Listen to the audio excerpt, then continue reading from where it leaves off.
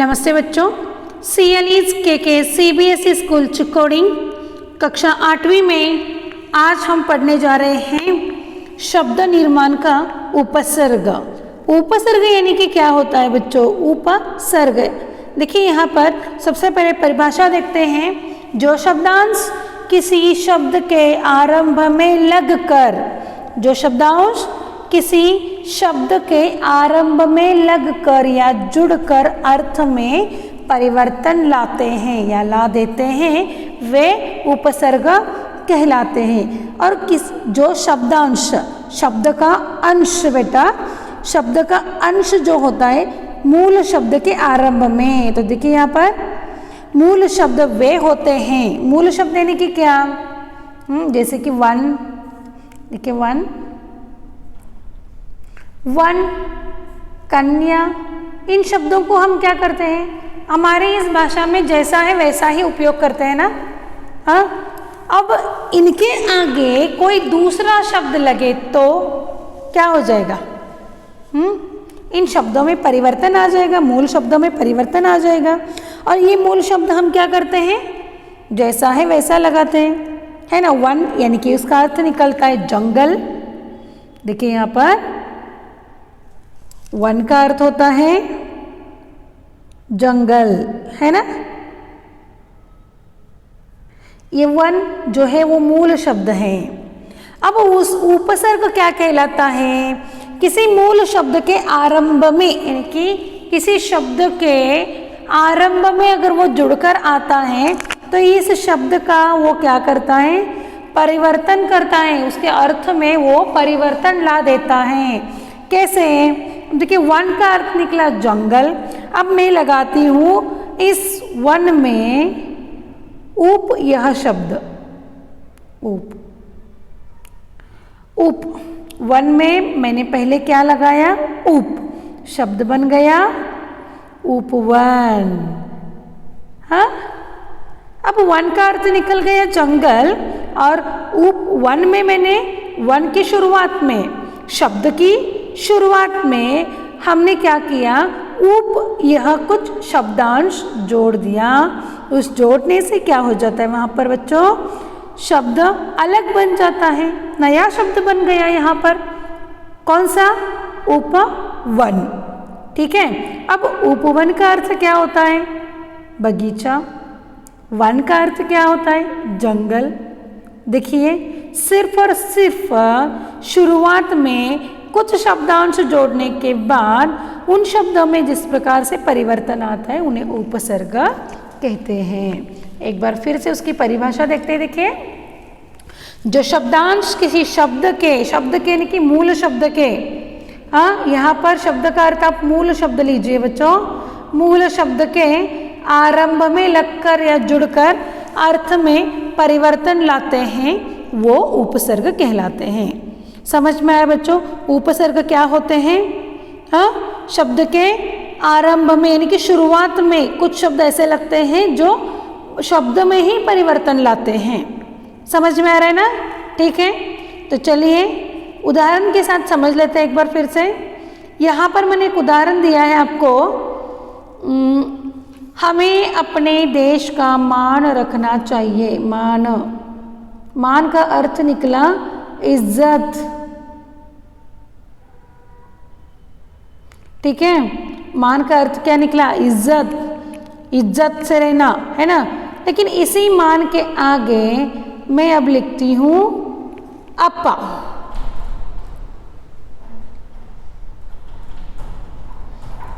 यहां देखिए अपा प्लस मान। पहले शब्द में अर्थ देखिए, हमें अपने देश का मान रखना चाहिए। अब अपमान, मान रखना चाहिए यानी कि हमें अपने देश के ऊपर गर्व होना चाहिए। उसी के साथ साथ दूसरे वाक्य में देखिए बच्चों, यहाँ पर किसी का अपमान नहीं करना चाहिए। मान का यहाँ पर अर्थ निकलता है इज्जत, अपमान का अर्थ निकलता है बेइज्जत। मान में हमने क्या लगाया? अप लगाया। अप लगने से इस शब्द का पूरा अर्थ बदल गया। अप का अर्थ होता है बुरा या तो विरुद्ध, और अप लगने से पूरे शब्द में परिवर्तन आ गया और शब्द का अर्थ निकल गया बेइज्जत। उसी के साथ साथ अगर आप इस मान में स यह उपसर्ग लगाते हो, क्या लगाते हो, स, तो क्या हो जाएगा वो, स यह उपसर्ग लगाने से स प्लस मान समान। देखिए इस प्रकार से शब्दों में समान यानी कि एक जैसा, है ना, समान यानी कि एक जैसा, किस प्रकार से शब्दों में परिवर्तन आता है बच्चों। देखिए समझ में आ रहा है ना, उपसर्ग क्या होता है, जिसे आप प्रीफिक्स के रूप में, अंग्रेजी में आप उसे क्या कहते हो, प्रीफिक्स कहते हो, ठीक है। तो चलिए और भी उदाहरण देखते हैं यहाँ पर। जीव यानी कि प्राणी की आत्मा, किसी भी प्राणी की आत्मा, और निर यानी कि बिना या निषेध, बिना या निषेध, निषेध करते हैं जिसका हम। अब यहाँ पर जीव में हमने नी यह लगाया तो निर यह लगाया तो वो हो गया निर्जीव, जिसमें प्राण नहीं होता। ठीक समझ में आया। हाँ, अब दूसरा उदाहरण देखते हैं। पेट भर, पेट भर यानी कि भरसक, हम पेट भर खाते, देखो उसको हम पेट भर बोलते हैं ना। अब पेट यानी कि क्या होता है, ये मूल शब्द है पेट। पेट क्या है, ये मूल शब्द है, उसमें हमने भर यानी कि पूरा, उसका अर्थ निकल गया पूरा, वो शब्द हो गया भरपेट। पेट भरकर यानी कि खाना हमने कैसे खाया, भरपूर खाया, पेट भरकर खाया, है ना। इस पेट यह मूल शब्द में हमने भर लगाने के बाद इस प्रकार का बदलाव आता है, ठीक है। अब यहाँ पर जो उपसर्ग होते हैं, उपसर्ग के मुख्य 3 प्रकार होते हैं। उपसर्ग के मुख्य 3 प्रकार हैं बच्चों। पहला है संस्कृत के उपसर्ग, दूसरा है हिंदी के उपसर्ग, और तीसरा है विदेशी भाषाओं के उपसर्ग। समझ में आ रहा है, पहला संस्कृत के, दूसरा हिंदी, और तीसरा अन्य भाषा से आया हुआ उपसर्ग जो है। अब यहाँ पर हम देख रहे हैं पहला जो उपसर्ग का प्रकार है वो है संस्कृत से आया हुआ। संस्कृत के कुछ शब्द ऐसे होते हैं जैसे जो कि तो हम उपयोग करते हैं, उन्हें हम तत्सम शब्द भी कहते हैं, देखो। हाँ, और वैसे शब्दों में उन शब्दों के उपसर्ग भी है, प्रीफिक्स भी हैं, वो इस प्रकार है। मैंने यहाँ पर कुछ ही उदाहरण दिए हैं बच्चों। हाँ, तो देखिए अनु, अति और उत।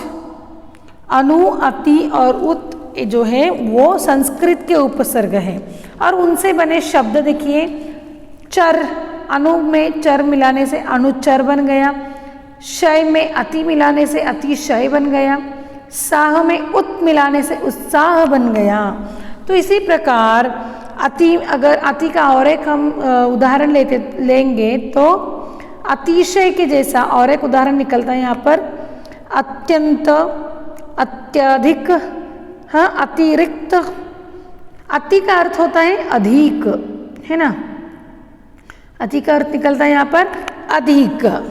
हाँ, अब अति से बने शब्द अत्यधिक, अतिरिक्त, अतिशय। समझ में आ रहा है आपको, ठीक है। तो अनु का अर्थ क्या निकलता है, पीछे या समान या क्रमशः, ऐसे। जैसे यहाँ पर अनुचर, अनुचर, अनुरूप, अनुकरण, अनुज, इस प्रकार से इसका अर्थ निकलता है, ठीक है बच्चों। अब देखिए तीसरा जो है उत। उत का अर्थ होता है ऊपर, अतिशय, जास्ती, यानी कि श्रेष्ठ, जिसका अर्थ यहाँ पर जिस शब्द निर्माण करते वक्त क्या हो गया यहाँ पर, उत, उत्साह, उद्गम, उत्पत्ति, उत्सर्ग, इस प्रकार से हम शब्द बना सकते हैं। समझ में आया। और भी कुछ संस्कृत के शब्द हैं जो आपको मैं बाद में देती हूँ, ओके। तो चलिए आगे। हिंदी के उपसर्ग, यहाँ पर बच्चों मैंने 3 ही उदाहरण लिए हैं। जो वे शब्दांश होते हैं जो मूलतः संस्कृत के होते हैं परंतु हिंदी में रूप परिवर्तन के साथ प्रयोग किए जाते हैं। जो हिंदी में उपसर्ग आए हुए हैं वो मूलतः संस्कृत के हैं, संस्कृत के शब्द हैं, लेकिन जब हिंदी में वो आते हैं तो उनका रूप परिवर्तन होता है। तो उसी रूप परिवर्तन के साथ ही उनका उपयोग उपसर्ग में किया जाता है। ठीक है, यहाँ पर औ, बिन और अन जैसे शब्द हैं जिसका अर्थ होता है, अन का अर्थ हम निकालेंगे अन यानी कि निषेध, हाँ, और बिन का अर्थ होता है बिना, यानी कि कुछ भी नहीं, ऐसा मैंने देखा नहीं, याद दिया है, देखो अवगुण, बिन प्लस देखा, बिन देखा, देखा नहीं है, इस प्रकार से। अन, अनपढ़, अन का अर्थ होता है विरोध, निषेध या नहीं, इस प्रकार से। तो अनपढ़, इस प्रकार से हिंदी के उपसर्ग भी है बच्चों। तीसरा है उर्दू के उपसर्ग, यानी कि विदेशी भाषा से आए हुए उपसर्ग, जिसमें कम, खुश, बद ऐसे शब्द आते हैं। उनमें अगर हम उम्र में कम लगाएंगे तो कम उम्र, उम्र में कम लगाएंगे तो क्या हुआ, कम उम्र। उसी के साथ साथ बू में खुश लगाए तो खुशबू हो गया, और सूरत में बद लगाए तो बदसूरत हो गया। ठीक है बच्चों, इस प्रकार से ये उर्दू के यानी कि विदेशी भाषा से आया हुआ उपसर्ग कहते हैं। ठीक है, अब चौथा जो है वो संस्कृत के उपसर्ग। देखिए, पहले भी हमने देखा था कि संस्कृत के उपसर्ग कौन कौन से हैं ना। अब संस्कृत के उपसर्ग यानी कि यहाँ पर अव्यय होते हैं। अव्यय यानी कि क्या होता है, अव्यय यानी कि व्यय यानी कि खर्च, व्यय का अर्थ होता है खर्च, व्यय यानी कि खर्च, अ यानी कि नहीं, ठीक है, अ का अर्थ होता है नहीं, खर्च नहीं, यानी कि हम व्याकरणिक दृष्टया इसका अर्थ लेंगे बिना बदले हुए, हम उन्हें बदल नहीं सकते। ऐसे कुछ उपसर्ग, ऐसे कुछ अव्यय होते हैं, यानी कि क्रिया विशेषण बोलते, देखो यहाँ पर, हाँ, अविकारी शब्द जिनमें बदल नहीं होता, ऐसे शब्द जो होते हैं वो यहाँ पर है। देखिए, सत प्लस जन सज्जन, चिर प्लस जीव चिरंजीवी, पुनर प्लस जन्म पुनर्जन्म, ये जो अव्यय हैं ये संस्कृत के हैं, और ये उपसर्ग के रूप में हम हिंदी भाषा में प्रयोग करते हैं। समझ में आया बच्चों, उपसर्ग क्या होता है, और उपसर्ग के कुछ उदाहरण मैं आपको आपके ग्रुप में भेजूंगी बच्चों। संस्कृत के, हिंदी के और विदेशी भाषाओं के जो उपसर्ग हैं वो भी मैं आपको भेजूंगी। ठीक है बच्चों, और आपको इसका नोट्स जो है वो आपको अपने व्याकरण बुक में करना है। तो आज की ये कक्षा यहीं पर समाप्त होती है। धन्यवाद।